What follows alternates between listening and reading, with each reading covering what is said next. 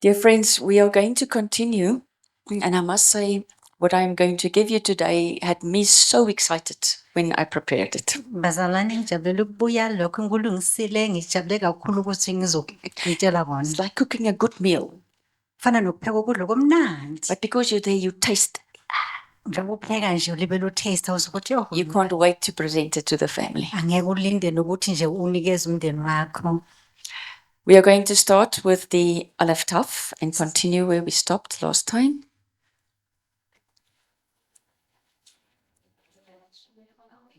Ngizochubeka la sishiye khona.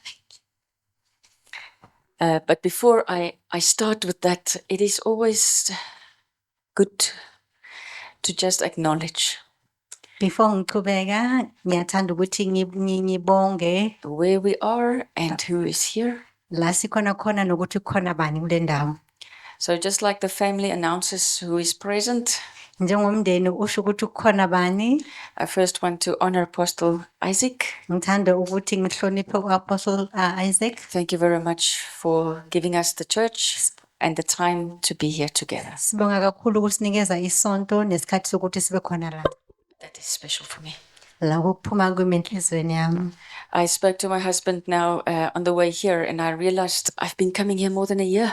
Ngikhuluma nobaba sekhaya ukuthi yo kusukundlula unyaka ngila. And somewhere in 2024 it started. I came to Katlehong. Charmaine, I don't know if you know when I started. November 23. Yeah, kusukela November 23. That's the first time I was here. Somewhere else twice in somebody else's church, and then we started coming here in 2024. Besikhona la around komunye umuntu imandla lomunye umuntu but saqala seza la. So it really feels like I'm at home. Ngizizwa ngisekhaya. So thank you very much for that, Pastor Isaac. Ngiyabonga kakhulu umfundisi Isaac. I want to also say thank you for our pastor who's doing translation. Sibonga umfundisi ozositranslateela. I appreciate that a lot. Ngiyabonga kakhulu. Because you are speaking, Ngoba uyakhuluma. there's a lot more that understands when they listen to the recording. Baningi abazwisayo i-recording ngokukhuluma kwakho. So what you are doing is you are enlarging the 10 pens. Ngokukhuluma kwakho ukhulisa ama-pegs lawa we-10. Yeah, you understand that? Yes, When I speak, so many English will understand. mangikhuluma abazwisilungu abazwisisa. Because she is speaking, so many millions more will understand. Ngoba uyakhuluma baningi abamiliyoni bazosisisa. So I honor you. Ngiyabonga. Thank you. Dear friends, and then I want to honor each one of you for your time that you come here and spend on a Saturday. Thank you very much. Bathandekayo nginibonga nonke ngokuza kweni njalo ngomgqibelo. You also stand in ministry. Nimanimela ama-ministry. It brings responsibility, Kuletha umsebenzi. and it's always a sacrifice to give your time. Ukuzinikela ukunikeza isikhathi sakho. You don't pay with money, you pay with time. Awukhokhi ngemali kodwa ukhokha ngesikhathi. Okay, God honors that. uNkulunkulu uyakuhlonipha lokho. Okay, so thank you for your time. Ngiyabonga for isikhathi sakho. So, can you still remember what we said last time? Uyakhumbula sitheni kulesikhathi esindlulile? I am going to just go into the next Hebrew letter, and that is Yod. Ngizoqhubeka ngiye ilizwi leHebrew iYod. This is now the first Saturday, and we used 2 Saturdays to speak about the first 9 letters of the Hebrew alphabet. Saturday wokuqala sisebenzise ama-letters awu-9 we-Hebrew alphabet. So we're not running, Asigijimi. we make sure we understand. Siyaqiniseka ukuthi siyazwisisa. Yod is number 10 uYod ungunumber 10 out of 22. kumazwe awu-22. So hopefully today we will pass halfway. Asithembe ukuthi namhlanje sizodlula halfway. But I want you to really open your hearts. Please don't sit there and say, this is too much for me. Ngicela nikhulile inhliziyo zenu ningathi lokhu kuningi kakhulu for mina. My prayer is that you will have the room. Umkhuleko wami ukuthi uzoba nendawo. You will have enough light. uzoba nokukhanya okwaneleyo, You will be able to understand. uzozwisisa. So I'm asking for wisdom to teach you. Ngicela ukuhlakanipha ukufundisa. The spirit of wisdom, Umoya wokuhlakanipha, the Holy Spirit himself, is a good teacher. umoya ingcwele uye osifundisayo. So even if my words that I'm speaking Noma amagama engiwakhulumayo feels like puzzle pieces, you don't know where to make it fit. kube ngathi ama-puzzle lawa understand ukuthi ngiwafaka kuphi. I'm praying that the Holy Spirit will teach you where they fit in exactly, Ngiyakhuleka ukuthi umoya ingcwele uza kufundisa ukuthi angena kuphi so that you get the picture. ukuze uzwisise sonke isithombe. You must remember when we speak about the Aleph Tav, Uma sikhuluma ngo-Aleph Tav, we are describing God's kingdom. sikhuluma sichaza umbuso kaNkulunkulu, It's the spiritual dimension. umbuso womoya. It is mirrored in this dimension, Isibuko kule mhlaba esikuwo. which means there are things in our world Kusho ukuthi kunezinto emhlabeni wethu that are like, ezifana nalezo. okay? It carries the image, Ebamba umfanekiso. but the real is in the spiritual realm, Kodwa okuyikho ngempela kusemoyeni. okay? And we have the capacity as human beings Sinokhono njengabantu to be in the 3D world ukuba emhlabeni and engage with the spiritual realm. siphinde futhi sikhulume nesizulwini. Let's see what it means when we look at the Hebrew alphabet, Yod. Asibone ukuthi kusho ukuthini masibuka i-Hebrew alphabet uyod. I have explained before that the Hebrew alphabet is a picture alphabet. Ngachaza before ukuthi i-picture. So the picture is describing the word, Umfanekiso uchaza izwi. and so it can have more than one meaning. Ingaba nokuchaza okundlula into eyodwa. I have said before that if I say there is a chair, Ngeke ngasho ekuqaleni ukuthi makuthiwa lokhu isitulo it can look like the one that you are sitting on, singabukeka njengaleso hlezi kuso, or it can be something similar to a throne. okanye into ecishe ifana nethrone. But both of them is something that you can sit on. Zonke zimbili izinto ongahlala kuzo. So that brings the richness of the Hebrew words. Kuletha ukungceba kwemagama wesiHebheru. Depending on your level of faith and understanding, Kuya ngokuthi ukuzwisisa kwakho nokholo lwakho. you can either believe that God has given you a chair that looks like this, and Ungakholwa nje ukuthi uNkulunkulu ukunika isitulo esifana nalesi. God will bless you in that. uNkulunkulu uzokubusisa kulokho. Or you can believe that God has given you a throne. Okanye ungakholwa ukuthi uNkulunkulu ukunikeza ithrone. It will be different, Ngeke kube nomahluko. but He will bless you in that as well. Nalapho ke usazokubusisa. So it's our journey Uhambo leli to discover our inheritance. ukuthola ingcebo lethu. Do you hear those words I've just said? Uyawezwa lamagama engicela ukuwasho. Your portion. Ingcenye yakho. But we don't think of ourselves as being worthy. Asicabange njengabantu abafanelekile. So we're all very happy with a chair. Sonke nje sijabulela isitulo.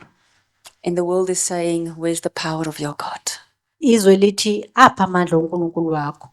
Because the one who speaks from a normal chair, authority, sounds different from the one that is speaking from a throne. Ngoba ohlezi kulesitulo esincane amandla wakho emancane ukundlula nalohlelo ethronini. With the one you will argue, Nalo sesitulweni naye ungamphikisa. with the other one you don't. Nalo yana omunye angeke. I'm going to speak a lot about the thrones today, Ngizokhuluma kakhulu namhlanje ngama-throne. because that's the symbol of a arm, Yod. Ngoba kubonisa konje ini ngesizulu. Ingalo. Yeah. So if somebody with authority would just raise his hand, Umuntu ongaphezulu egunyeni lakhe makaphakamisa isandla. what is the effect you have on the people in front of you? Kwenzakalani kulabantu abangaphambi kwakhe? They are quiet, tula. Bayathula tu. Yes. Because they know you will now speak. Bayazi ukuthi manje uzokhuluma. So it actually is saying, this is my authoritative position. Kusho ukuthi indawo yami igunya lami lobukhulu. I am speaking with authority. Ngikhuluma ngamandla. You must listen. Kumele umamele. I don't ask your opinion. Angifuni ukwazi ukuthi uqabangani. I'm going to tell you what to do. Ngizokutshela ukuthi wenzeni. You understand, the hand is very powerful. Uyezwisisa isandla sinamandla. When two kings or rulers would approach each other in a unknown, I don't really know you, and you don't know me, but we are approaching each other.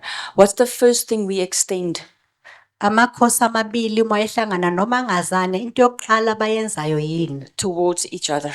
Omunye nomunye. Depending on your culture, you would either just raise your hand. Kuya ngokuthi iculture yakho isho ukuthi nomunye uzophakamisa isandla. Right? Or you would extend your hand to shake it. Okanye uzomqhawula. The moment the two hands shake, Uma baqhawulana, it is actually saying we are coming together, we are in peace. sisho ukuthi sizosebenzisana sinokuthula. As I speak today, I will refer to that again. Uma ngikhuluma namhlanje ngizophindela lapho. But I want you to know that your hand is such a powerful symbol in God's kingdom. Ngithanda ukuthi wazi ukuthi isandla sakho sinamandla embusweni kaNkulunkulu. It also talks about the mighty arm of God Sikhuluma ngamandla amakhulu that kaNkulunkulu. destroys his enemies. Esi destroyer isitha. Okay? So I'm giving you an introduction. Ngisanikeza nje We're going to go into that in more detail. sizoqhubeka njalo.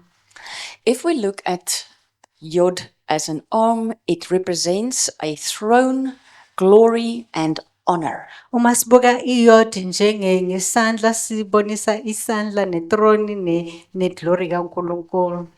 It also speaks to work. Ikhuluma futhi ngomsebenzi. Something will happen. Into ezokwenzeka. Okay? It's not passive. Ayikho nje. It's active. Iyasebenza. The word for Yod is Yod Vav Dalet. Izwi yod vav dalet. So here it is Yod, which means a hand is secure to Vav, Isandla sibophelelane novav to a door, nomnyango, ukuya emnyango. which means the hand takes the door Kusho ukuthi umnyango and it can now open it uvula or close it. okanye siyawuvala. So what is that, to open or close a door? Kusho ukuthini ukuvula okanye ukuvala umnyango? It's either to make a way Inganye mhlawumbe kwenza indlela or to close a way. okanye ukuvala indlela.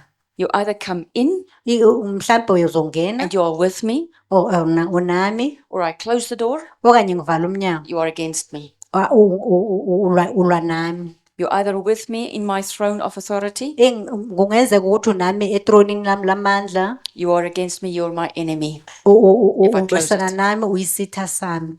You see? Uyabona? It's the action of a throne. Umsebenzi wethrone. Thrones sit in a door or a gate. Ihlala emnyango okanye egate-ini. That's why they say the king's throne was positioned in the gate. Yingakho bekuthiwa ithrone kaNkulunkulu yayibekwe egate-ini. In there he would have a seat to judge. Unesihlalo sokujaja. What would come into the city Yini okuzongena ngaphakathi endaweni? and what can leave. Yini okungaphuma? So you are talking about judgment. Ukhuluma ngokujaja. You're also talking about a word being released. Ukhuluma ngezwi elikhishwayo. Because whatever the king would decide in the gate Ngoba lokho inkosi ekushoyo egate-ini would become a law kuzoba umthetho for the people inside the city. kubantu abangaphakathi endaweni yokuhlala. All right? Amen. Your domain, Indawo yakho your yokubusa. arche, Indawo yakho yokubusa. the place where God has given you to rule, uNkulunkulu akakunikeze yona ukuthi ubuse. you are sitting in that gate. Uhleli kulelo gate. What is being traded in and out? Kuthengiswa ini ngaphakathi What nangaphandle? are you allowing to come in? Yini okuvumelayo ukuthi kungene? What has the bloodline that you represent? Igazi lisho ukuthini olirepresentayo? In the past, Isikhathini esindlulile what have they allowed to come into this family? yini abakuvumela ukuthi kungene kulomuzi? What have they kept out? Yini abakuvumela ukuthi kungangeni? This makes you think. Kukwenza ukuthi uqabange. Okay. So you have a throne, Une-throne. and your throne is supposed to be aligned with the throne of Yahweh. I-throne yakho kumele ihambisane ne-throne kaYahweh wabuNkulunkulu. If you are a king, Uma uyinkosi, Christ the King of Kings, uKristu Jesu uyinkosi yamakhosi, he's top authority. ungaphezu kwakho wonke umuntu. If you take your instructions from him, Uma uthatha umthetho kuye, you are an extension of his throne. uyi-extension ye-throne yakhe. What he decides, you agree with, it happens. Lokho akakushoyo akudesayidayo uvumelana nako uyakudlulisa. You also have his protection. Uphinde futhi ube nokukhuselekwa kuye. If somebody picks a fight with you Umuntu makalwa nawe, and Yahweh's throne is above you, uNkulunkulu i-throne yakhe ngaphezu kwakho, he is not only making war with you, he's also making war against you. akalwi nawe kodwa ulwa futhi noNkulunkulu. Okay, Yod. Let's look at the next slide, please. This is how the letter developed in the Hebrew. Izwi leli libonakala kanje ngesiHebheru. This is the ancient paleo. So you can see the hand and the arm. Ilona yakudala ubona isandla nengalo. It developed, and today we have the more modern version, which just looks like a comma, but it's not on the line, it's above the line. Iqhubeka If you want njalo, ifana nekhoma, ayikho kuline kodwa ingaphezu kwalo. In Greek, you'll see it's an I, or in Romans, you'll find a J. NgesiGreek u-I okanye utholo IJ. Okay, NgesiRoma. let's quickly look at the Hebrew meaning for throne. Masibuke ukusho ukuthini iyodwa. So we have the letters Kaf, Sinegama uKaf, Samech, Samech, Aleph. Aleph. I've written it on this side over here. Ngibhale kule ndawo ngapha icele. So you will see we read in Hebrew from right to left. Uzobona ngesiHebheru sifunda kusukela ku right ukuya ku left. So we are going to see the following, that we have a ancient well, Uzobona ukuthi sinalokhu well kana king well kasizwe. a water Yeah, la kuphuma amanzi phansi. comes out from the Ichip. earth. Ichiphi. Umthombo yesithatwana. Umthombo? Umthombo. Umthombo. Yes. I want to know that word. So umthombo Yes. is having a covering, Unokhuseleka. and it is covering the throne to throne connection. Ukhusela i-throne ne-throne ukuhlanganisa kwawo.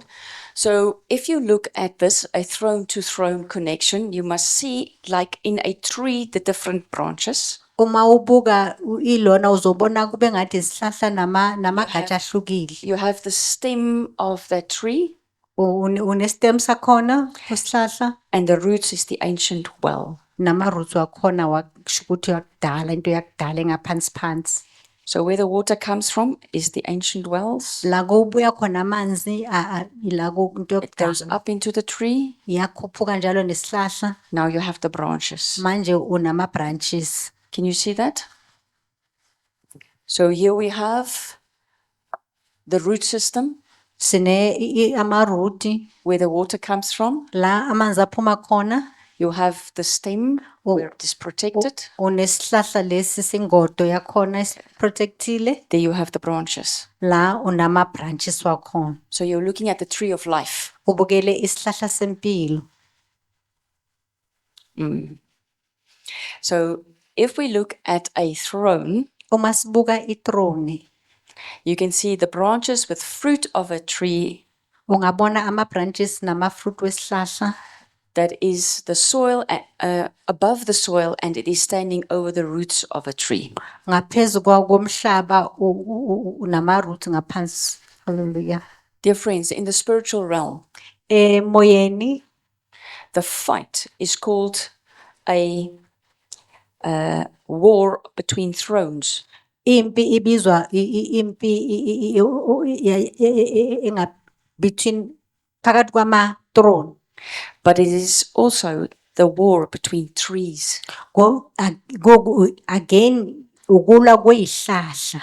So the kingdom of light, we have the tree of life, Empilweni kingdom kaNkulunkulu kunesihlahla sokuphila. and in Lucifer's kingdom, it is the tree of knowledge of good and evil. Isihlahla kingdom kaSathane isihlahla sokwazi uqiniso nokubi.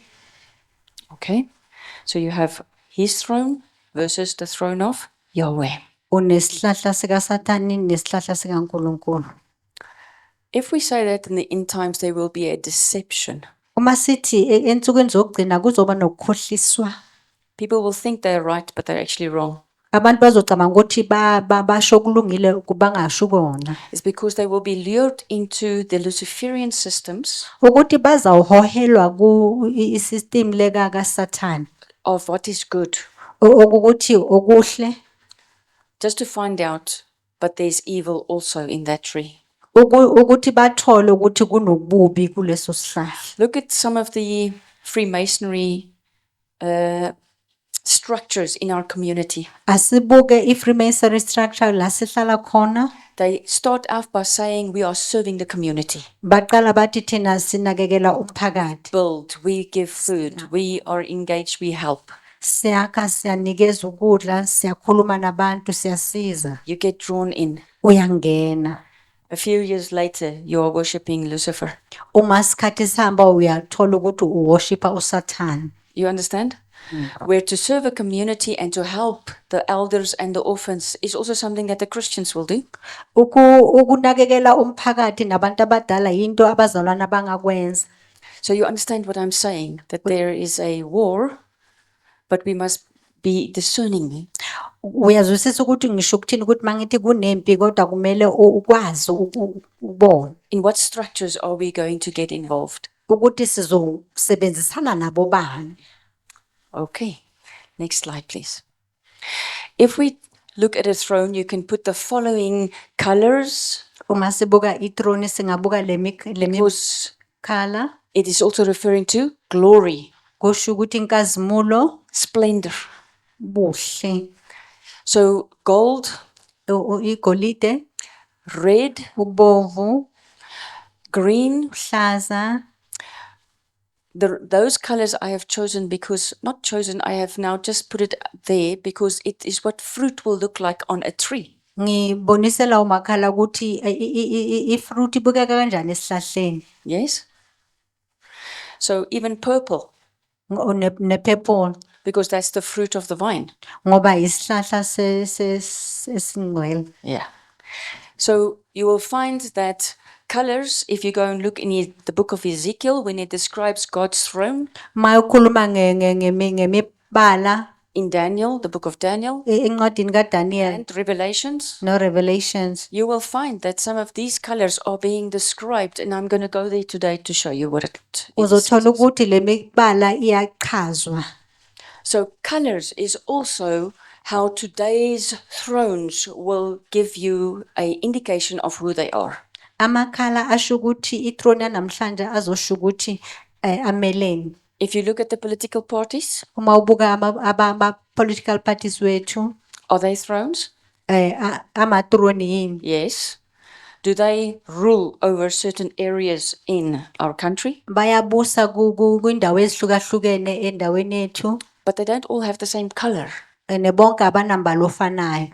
So the color is going to tell you who they make covenant with to strengthen their throne. Umbala uyakutshela ukuthi benze isivumelano nobani ukuthi abapha amandla. And it's going to be connected to the elemental spirits and the earth. Kuzosebenzisana nemibuso yasemhlabeni. The reason for that is because the elemental spirits, Lokho kusho ukuthi imibuso le yasemhlabeni they rule over time. basebenza phezu kwesikhathi. There are certain seasons where you will see a certain element more than others. Kunesikhathi la khona uzobona ama-element athize ukundlula amanye. Here in the Highveld, we see the water in the summer. La eHighveld sibona amanzi amaningi ngohlobo. But in the southern parts of our country, around Cape Town and the Western Cape, they will see the water in the winter. Kwezinye indawo zala eSouth Africa njengase Cape Town bazobona amanzi amaningi ngewinter. So depending on where the, the elemental is, it is connected to time. Kuya ngokuthi ke ama elements akuphi kuya kuxhumenane nesikhathi. Okay, let me just stop there. I can say still more, but I want you to understand that the political parties' thrones are connected to colors. Also, kings. Ama political party axhumenene nama colors namakhosi. What was a king over any country, or your top political leader in any country, will have more than one throne that they sit on. I-political party okanye inkosi uzoba nethrone eyodwa kwi-country. In South Africa, More if you than become the leader of this country, eSouth Africa mawuba umholi wala eSouth Africa you are sitting on two thrones. uhleli kuma-throne amabili. The throne of South Africa Ne-throne yase-South Africa and the throne of the political party that has voted you into that position. ne-throne yaleyo political party ekubeke kuleyo ndawo. So sometimes they say that clashes, no? Ngesinye isikhathi uthola ukuthi kuyalwisana. They want to make a decision out of the political throne position over the Bafuna country. bafuna ukwenza bathathe i-decision out of i-political party okanye ye-county. So the council around this throne over the political party Abaphethe kule political party are interfering too much bayangenelela with the throne over the country kuyi-throne ye-country and the council around that throne. nabaholi kuleyo throne council. Hallelujah. So even in that, there's a war between thrones. Noma kunjalo kunempi kubo bona bababili. Okay, you're understanding something differently today already. You understand? Good, good, good. So let's look at the next. I want to show you that a throne is also a tree, I-throne iyisihlahla futhi and that water plays an important role in a tree. amanzi adlala ingxenye ebaluleke kakhulu. Even before the throne of Yahweh, Before i-throne kaNkulunkulu. there's water in two places, but most of you will for now only talk about the water that is called the Sea of Glass before his throne. Am I right? Kunamanzi amabili ahlukile kodwa namhlanje sizokhuluma lamanzi lawa ngawe-glass. Do you know that there is water around his throne that is like a storm? Uyazi ukuthi khona amanzi phezu around i-throne kaNkulunkulu efana nempi. We will read about that in Psalm 18. Sizofunda ngakho kuPsalm 18. And there's some other scriptures also like in Isaiah and in Ezekiel that he's talking about this water that is the clouds. Sizokhuluma futhi ngamanye amavesi akhuluma ngayo lamanzi angathi There's so much water in those clouds. kunamanzi amaningi kulawo mafu. They say it's dark. Bathi amnyama. The dark clouds. Amafu amnyama. You must hear water. Awuzwa amanzi. We also say that when a storm is coming, Sesisho nathi ukuthi makuza it istorm becomes dark. kuba mnyama. Then we know it's going to open with buckets. Siyazi ukuthi kuzonetha kakhulu. Am I right? Yeah. So I just want to leave this picture with you for now. Let's go to the next picture, please. If we look at trees as a type of a throne, Masibuke isihlahla njengetype ye-throne. I want to show you how belief systems and kings today use trees to communicate. Ngifuna ukukubonisa ukuthi ukukholwa kwabantu amakhosi akusebenzisa kanjani namhlanje. I am not sure whether you're going to see this very clearly on the slide, but this tree Angazi ukuthi uzobona kahle kulesihlahla namhlanje ngikubonisa khona. was used during the inauguration of King Charles. Lesi sihlahla sasetshenziswa lesikhathi kubekwa esihlaleni uNkosi uCharles. When they anointed him, Uma bamgcoba they made a shield benze i-shield and they embroidered. bayibhala kahle So it's needlework. bayikroshela kahle. So when they anoint you, Uma bakugcoba. they are actually saying we release essence on you. Am I right? Amen. Somebody's breath, Omunye umuntu udlulisa umoya wakhe. somebody's character, Ukwenza komunye umuntu. somebody's personality. indlela yomuntu yomunye ngokuphila ngendlela angakhona.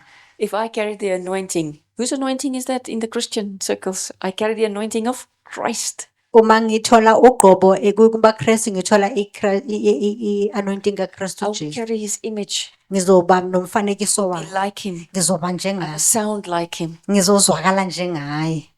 I will speak as if he is saying the words. Ngizokhuluma njengoba ngathi kusho yena. Then you say that's an anointed person. Ingakho bese uthi hayi ugcotshiwe lo muntu. You represent essence. Urepresenta umoya. So a essence of a tree Umoya wesihlahla manifests in its fruit. ubonakala fruit. You will know a tree by its fruit. Uzokwazi isihlahla ngesithelo sayo. So if they put a picture of a tree around the king when they anoint him, they are telling us whose anointing he is carrying. Uma babeka lesihlahla uma bazogqoba inkosi bayakutshela ukuthi kusho ukuthini ubonisa igqobo likabani. So basically there's two trees, tree of life, tree of knowledge of good and evil. Ihlahla ezimbili, ihlahla sokuphila okunaphakade nesihlahla sokwazi okuhle nokubi. Okay. So here is an interesting tree. Hayi lesi singathi sinendaba. This tree is called the Yekdrizel tree. The Yekdrizel tree. If I does I Yekdrizel, you can say like Yggdrasil. Yggdrasil tree. Leso sihlahla ke kuthiwa Yggdrasil sihlahla. So the reason why it's got that name, it's because of the Nordic community, Kungani ibizwa ngale ndawo ngalelo gama? Scottish, Welsh, English. Who am I leaving out? It's those nations. Ilawo mebuso akasayishikazeli They all leyo. They all stand under this authority, and you will know the king as Odin, as Thor, Freya, Loki. It's that culture, Amen. okay? Amen. So the Yggdrasil tree is known for many structures, but the most important is the bird in the top of the tree. Yggdrasil yaziwa ngento eziningi but okubaluleke kakhulu yilokho kusephezulu kusesihlahla. So you can see in this picture of the Yggdrasil tree that around the bird there is a halo or a sun. Can you see that? Uma ubuka lapha phezulu uzobona ukuthi kunehalo okanye ilanga I'm going to go kule nyoni. very slowly now Ngizohamba kancane because I don't want to lose you. ngoba ngifuna ukuthi nginakuhlekele. Remember, a tree is going to symbolize Khumbula isihlahla sizobonisa a person umuntu and a world, a realm, nezwe, the spiritual realm. izwe lakamoya. So this is the part in the presentation today where I'm going to talk about the kingdom of God versus the kingdom of Satan. Ingcenge la ngizokhuluma ngombuso kaNkulunkulu nombuso wobumnyama. What does the tree of knowledge of good and evil look like? Sibukeka njengani isihlahla sokwazi ubuhle nobubi? Where is it manifesting at this time? Sisebenza kuphi kulesikhathi samanje? It's in different places, Endaweni ezihlukahlukene. but if you know the pattern, you will recognize it. Kodwa mawazi ukwenza kwakhona uzokwazi ukuthi ubone. I'm going to introduce you today, and the first introduction I'm giving you to this is this bird Ngizokwazisa namhlanje into yokuqala ngizokwazisa yona ile nyoni. with the glory or the sun around it. Nenkazimulo okanye ukukhanya ilanga phakathi elizungazengile. Coming back to this anointing shield for King Charles. Masiza kuloku ugqojwa kwaNkosi Charles. There's flowers in the tree. Kunamablome, There is leaves in the tree. kunamagatsha, And then there are birds in the tree. kunenyoni esihlahleni. In 3 places, the Indawo birds lezi- have a nest. Endaweni ezintathu inyoni inest yakhona. With 2 young birds in the nest. Isidleke nenyoni ezincane ngaphakathi. Then we find 1, 2, 3, 4, 5 other birds. Sithola ezinye futhi eziyi-5 inyoni. I'm not going to focus on the birds today. Angizokhuluma ngey'nyoni namhlanje. I'm going to go to the bird at the top of this tree. Ngizokhuluma ngale nyoni engaphezulu kwesihlahla. Can you see that it's got a halo around its head? Uyayibona le nkazimulo ngaphezu kukhanda layo.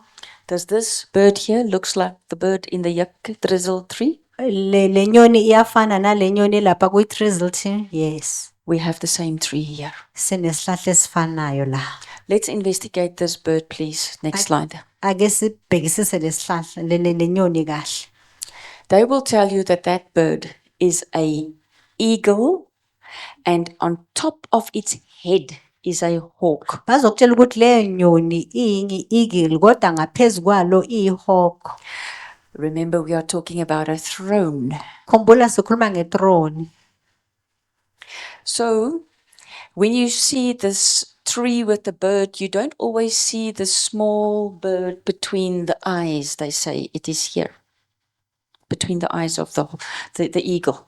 Njalo mawubona inyoni awuyiboni le nyoni engaphezulu le ephakathi esiphongweni. Let's go and see the interpretation of this symbol. Asibone kusho ukuthini lokho. Now, this bird has got a name, or the eagle has got a name that we struggle to pronounce in English. Inyoni le inegama esingakwazi ukulikhuluma nge-English. Let's try. Veer La sizame i-veal dinner. dinner.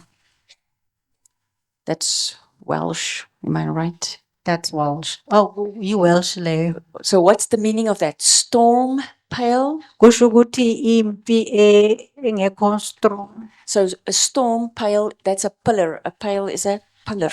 Oh, okay. Impi le efana nale le. Yeah, pillar. It is also a pillar of wind Fana nepila yomoya or a whirlwind. okanye isithukuthane. And then you must know that the whirlwind in Ezekiel Kumele wazi ukuthi isithukuthane lesi ku-Ezekiel is also referring to the cherubim. iphinde imele i-cherubim. And there's 4 cherubim in God's throne, Kunama-cherubim amane kwilona kaNkulunkulu. known as the Throne. living, Azokala abaphilayo, the 4 living beings. izinto One of those 4 living ezimfour beings eziphilayo. Enye yazo is an eagle. is ikhosi. Yes, yes. So we are actually dealing with a cherubim, Kahle kahle sibhekane ne-cherubim, which is a throne. okusho ukuthi iyi-throne. If we look at the word cherubim in Hebrew, Masibuka igama u-cherubim ngesiHebheru, it is kaf, resh, vav, bayet, yod, sofit, mem. Kaf resh vav beit yod mem sofit. So the well of a leader, that is kaf, resh, Umthombo wemholi in the tree, esihlahleni, that's bayet. In the tree throne, etronini esihlahla, sends out waters elithumela amanzi and seed, nembewu that's known as fruit or glory. eyaziwa njengokuthi i-fruit yenkazimulo. So if we translate the Nordic word Uma sichaza leli gama into an English word, ngesilungu, into the Hebrew description, ngesiHebheru ngendlela echazwa ngayo, we see it's describing a tree, siyezwa ukuthi ichaza isihlahla which is a type of a throne. njengento eyi-throne. Have a look at some of the pictures that I discovered on the internet. Buka imifanekiso engiyithole ku-internet. For the French, E-French they don't use an eagle. abasebenzisi ukhosi, They are using a rooster. basebenzisa uqhude. So explain that. How can a rooster now be the same as an eagle with a hawk on top of his head? Kwenzeka kanjani ukuthi iqhude libonisa i-eagle It's actually phezulu? very easy because you have the rooster Nayi uneqhude representing the eagle, elimele ukhosi, but the comb of the rooster but lapha phezulu is going to represent the hawk. ibonakalisa umfanekiso wehawk. Why? Those of you who are not watching rugby, who's watching rugby? Kungani laba ababukela rugby Some of the international players, when they score a try, abanye bangaphandle mabaskora they do this. benza le sign. They put their fingers and hands over their head and they run around and they do this. Baphakamisa isandla basibeka phezu kwekhanda bayenze kanjalo imini benza kanjalo. So they are saying, I am the ruler, I am on top. Bathi mina ngiyinkosi ngiyabusa. Of course, I'm also saying they are communicating a lot more than that. Bayakhuluma ukudlula lokho ke. They have a certain position. Banendawo ephakeme. He is also using that moment to say that he has overpowered a whole nation. Usebenzisa leso sikhathi ukutshela ukuthi yena unamandla ukudlula leyo ndawo. Let's say the French has played against the All Blacks. Asithi ama-French adlala nama All Blacks. That player scores a try against the All Blacks. Leyo player ibonisa ukuthi ngaphezulu kwama All Say, Blacks. I am ruling over the All Blacks. Isho ukuthi ngiyabusa kuma All Blacks. Our sport events are, in a way, a ritual. Indlela yokudlala kwethu indlela ebonisa ukwenza izinto zesintu. I have learned over the last few years that you can actually, if you understand what they are communicating during the ceremonies, when they open the sport events, when they sing their anthem, when they display their flags, you can start saying who is going to play in the final and who is going to win even before it happens. Ngifundile ke kule minyaka endlulile ukuthi ukuqala kwabo ukuvula nokusebenza nokugcina kwabo nokwenza kwabo kuyaqhaza ukuthi ubani ozowina ekugcineni. They use that victory Sebenzisa lokho kuwina to be decisive in certain deals, conversations, and agreements between countries. kubonisa ukuthi manje umuntu adecide ukuthi abobani kuzokwenzakalani kwima country ahlukene. So everybody who understands the symbolism, Ma understand ama symbols know the signal has come through. uzokwazi ukuthi leli lizayo This country's currency is going to submit to that country's currency. I country le imali esebenzisayo izothobela lena engaphezulu. Please know that a lot of the countries are not just being authoritative over each other. Yazi ukuthi amanye ama country awamani nje abe amagunya apha engaphezulu kwamanye. The main throne Ithrone engaphezulu is Commonwealth. ingibizwa nge-Commonwealth. On this anointing shield, Kule i-shield yokugcotshwa on each leaf kuyigatsha kanye was the name of every country in the Commonwealth. kunegama lama country we-Commonwealth. Is South Africa part of the Commonwealth? I-South Africa part of Commonwealth na? Yes. Yebo. So they brought South Africa in Balethe i-South Africa under the authority ngaphansi kwegunya of the Yggdrasil tree. of the Yggdrasil tree. And what does that mean? Kusho ukuthini? Who's the throne in that tree? Ubani angaphezulu kuleyo throne? It's the Antichrist. Antichrist. Its agenda. Nomsebenzi yayo nama plans wayo. They are going to make rules, Bazokwenza imithetho. and our country has agreed to say we will adhere to that throne. I-country ivumile ukuthi izovuma konke abakushoyo. So thrones are at different levels, no? Ama-throne anama level ahlukahlukene. So we have the Commonwealth throne, Sine Commonwealth throne, South African throne, i-South African throne. and in South Africa we have all the political parties' thrones, E-South Africa sinama political parties ahlukene nama-throne awo. and those thrones will, according to the voters, rule over certain areas or municipalities in our country. Ngokuthi abantu bakhethe bani bamba endaweni ehlukahlukene. And within the municipality, Ngaphakathi kubomasipala you have the communal leaders unama leader wasemphakathini or the tribes. okanye wesintu. I tell you now that this structure Ngikutshela manje lo mfanekiso is not in a good way. awukho muhle neze. There's no honor, Akunanhlonipho. a lot of corruption in the throne structures. Kune corruption eningi kulawo ilona So ama they structures. are lying to each other. Baqambelana amanga. Do you think we have a problem with respect? Ucabanga ukuthi sinenkinga honor. yokuhloniphana nenhlonipho. Yes. I'm going to show you a slide just now Ngizokubonisa islide manje of the surnames of all the leaders who were part of the leadership, let's say, more or less in the first 80 to 100 years of South Africa.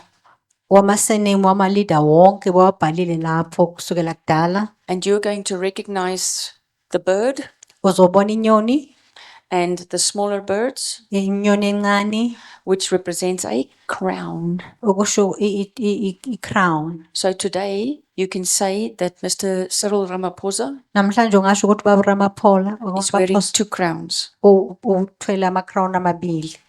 the one for the country and the one for the political party. Enye yezwe, enye yi-political party. That's the ones we can say for sure. Yilezi esingazisho ngempela The question sinesiqiniseko. can be asked, is he wearing another crown or another crown and another crown? Ungabuza ukuthi khona enye ikhona enye ikhona enye na. How many crowns is he wearing? Ugqoke ufaka ama-crown angakanani ekhanda lakhe Because he's also representing a bloodline. ngoba umele igazi lakhe la azalwa khona. That's another crown. I-crown enye la leyo. God says he's going to give us crowns. uNkulunkulu uzosinikeza ama-crown. He says, you will be a crown of splendor in the Lord's hand. Uthi uzoba i-crown yokukhanya esandleni sikaNkulunkulu.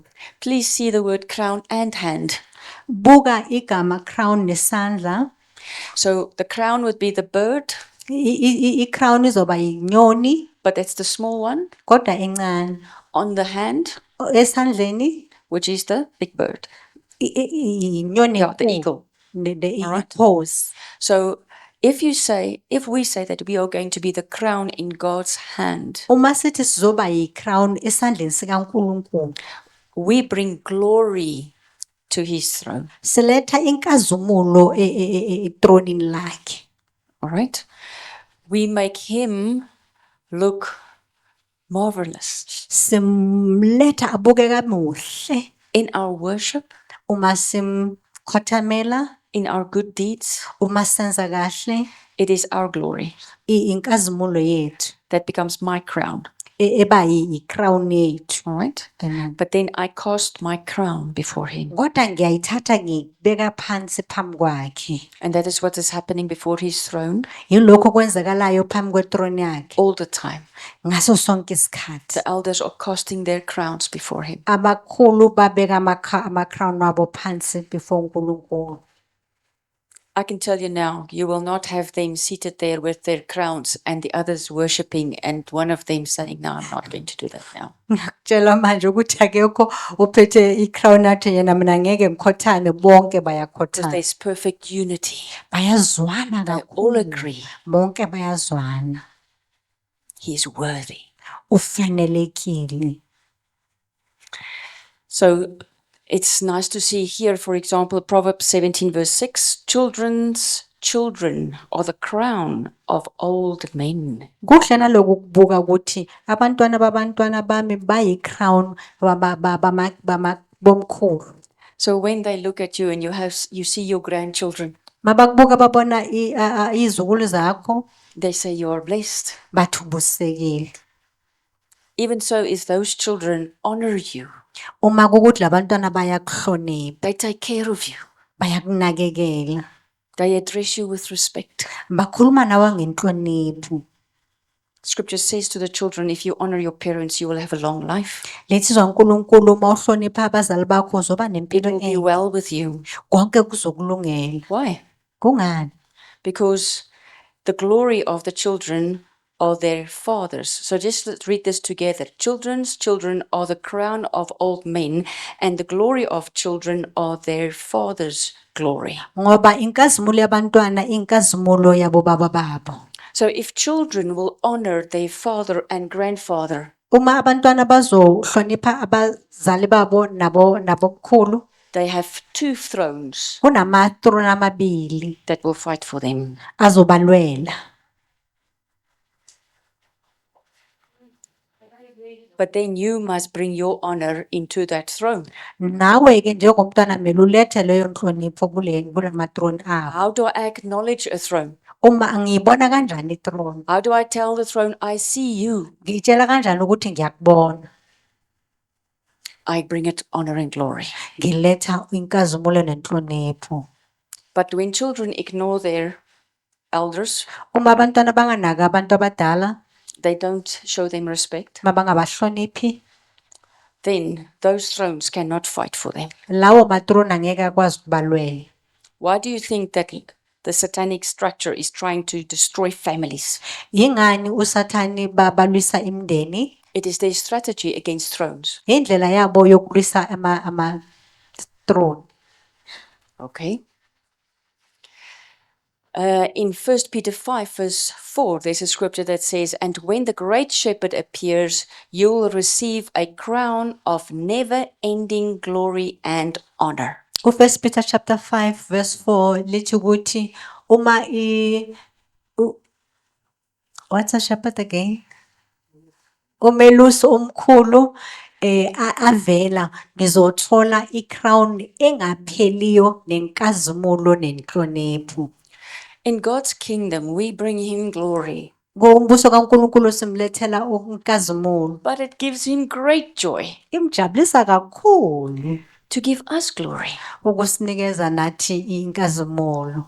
He wants us to do well, Ufuna senze kahle.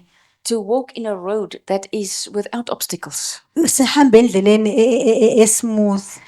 to walk into predestined good works. Sihambe endleleni esilungiselelwe enza kahle. We call it grace. Sibiza ngomusa. He shows us grace. Usibonisa umusa. So he takes his glory, his light, his aleph taf, and he puts it around us. Uthatha iglory yakhe nezwi lakhe ayibeke isizungeze. When his word is around me, Izwi lakhe malingizungezile, he has given me a crown. unginikeze i-crown. Amen. Can you see how it is talking to each other? Uyayibona ukuthi ikhuluma kanjani, ikhulumisana kanjani. So in Revelations 3:11, if I can read it right, it says, behold, I'm coming quickly. Hold fast to that, to what you have, that no one may take your crown. Ku Revelation 3:11 lisho ukuthi bambelela kakhulu kuloko kuphethe ngoba ngeza masinyane and one may That no, ukuze kungabi nomuntu ozothatha umqhele wakho. Thank you. all right. So that means you're already wearing a crown. Kusho ukuthi usugqokile umqhele. He's already saying, you are my son. Useshilo ukuthi uyindodana yami. But we can have a threat to that identity. Kungaba nento yokuthusayo kuleyo ukubonakaliswa. When the prodigal son leaves his father's house, Indodana yolahleko makahamba ekhaya kubo. what did he lose? Waluza ini? He lost his Walahlekelwa yini? crown. Walahlekelwa yi.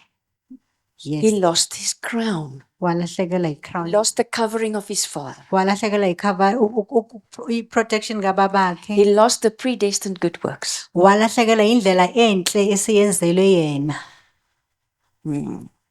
He went on to the wrong timeline. Wahamba ngendlela engekho yinhle. When he comes back, Mayebuya. the father says, let me restore your glory. Uthi uNkulunkulu ithi ngiphinde futhi ngikunikeze inkazimulo yakho. So we can lose it. Singalahlekelwa yiyo. But if we repent, Uma turn siphenduka from our wicked ways, siyeka indlela ezimbi zethu, return to the Father's house. sibuyele kubaba. Now, that is a picture Umfanekiso not only of our individual doings here on earth, ukwenza kwethu ngokumunye ngomunye. but it is also talking about what happened when there was a war in heaven, Kubonisa lokho kwayenzeka ngesikhathi kunempi ezulwini, and from the tree of life, kusukela esihlahleni a sokuphila, branch was broken. igatsha We call laphulwa, it the rebellion in heaven, kwaba nokulwisana, the pre-Adamic war. laba bangaphambi kwa-Adamu. So when you take a branch and you break it off, Mawuthatha igatsha ulisusa, we all know it withers, right? siyazi ukuthi liyafa. It doesn't have the flow of water to it anymore. Alinamanzi ahambayo kulo, It dries up. liyawomelela. It loses glory. Iphelelwa inkazimulo.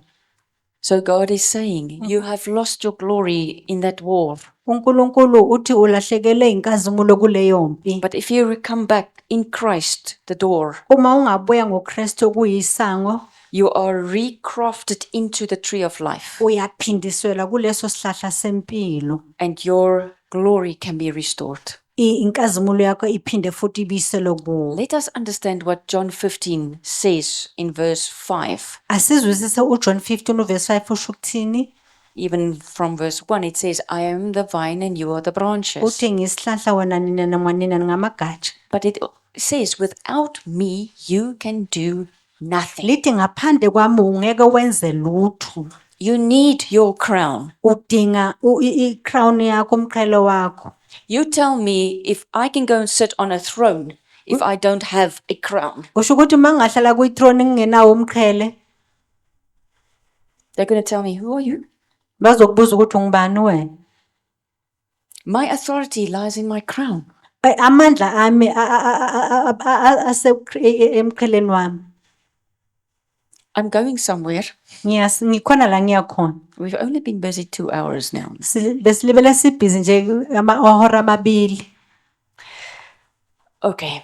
So these scriptures are so deep if you can go into it to investigate the crown of glory. Lama scripture lawa ajule kakhulu mawungayo investigate akhuluma ngeglory kaNkulunkulu Then you must know if your spirit has lost something, your soul has lost something, even your body is losing something, then there's a challenge for your throne, and not just your throne, your crown. Uma umoya wakho uzo-understand ukuthi umoya wakho uma ulahlekelwe iglory nomphefumulo nomzimba wakho uzokwazi ukuthi ulahlekelwe i-throne yakho, i-crown yakho. Let's quickly just stop at the body. What is the crown of the body? Yini umqhele womzimba? It's your hair. Inwele. You can just think about that. Ungaqabanga ngalokho. You can think about that. Ungaqabanga ngalokho. Whatever your question you have, don't just expect me to give you the quick answer. Nanoma yiphi umbuzo onayo ungaqabanga ukuthi ngizokunikeza impendulo masinyane, Because you know your bloodline, ngoba uyazi ukuthi uvelaphi. you know your health, Uyazi ukuthi uphile kahle kangakanani, you know the traditions and the culture. uyawazi ama-tradition wenu nama-culture wakho. I'm just going to say this, that there has been a culture in the Western society where they want to take the hair and make it stand up straight. Kunama-culture la khona bayenza le hairstyle siyasibona abafana bayigonde njengequthe. Mohawk. Ibizwa kanjalo. Why are they shaving you, all your hair around your ears on either side? Kungani basusa inwele kuyo yonke indawo emaqeleni ekhanda? Aren't they trying to be the comb of a rooster? Bazama ukuthi babe yilona le equthe phezulu. Or a woodpecker? Yes, it's also got a crown. We must know what we are looking at. Kumele ubone ukuthi ubhekene naye. Okay. Next verse, please. I want to quickly investigate the word of a hawk. I'm asking the question, is the hawk a symbol of a crown? Yes or no? I-hawk i-symbolize i-crown yini? Yebo noma cha? So let's look at the translation of crown in Hebrew. Masibuke kusho ukuthini ngesiHebheru. It is kaf, taf, resh. Kusho ukuthi ukaf taf resh. Okay. So if we look at crown, we say it is a well Uma sibuka umqhele sithi osiziba that makes covenant esenza isivumelano with a leader in top authority. nomholi ongaphezulu kakhulu. So a crown is a source of water. Umqhele ila kuvela khona amanzi. When I was preparing this, I was going, how can a crown be a well? Uma ngilungisa lokho ngangibheka ukuthi i-crown ingaba amanzi kanjani okanye isiziba. Where did they get the image of a crown from? Bathatha phi umfanekiso womqhele. So if water falls from one level to the next level, Amanzi maphuma kundawo ethize awela kwenye indawo, you'll find that it drips. It makes a pattern in the water that looks like this image I'm showing here. If you look at it, it's a crown. uma amanzi awela kwenye indawo yamanzi, mawubheka umfanekiso wakhona ayenza into efana ne-crown nomqhele. So that's why you will find logos like this one here with an eagle, and then over its head, it's a crown. Ngingakho uzothola amalogo afana ne-eagle ngaphezulu kunomqhele. So you are looking at a throne. Ubuke ithrone. Okay. So what does the word well mean? So if I say a well that makes a covenant, let's look at what the word well means. Igama isiziba lisho ukuthini?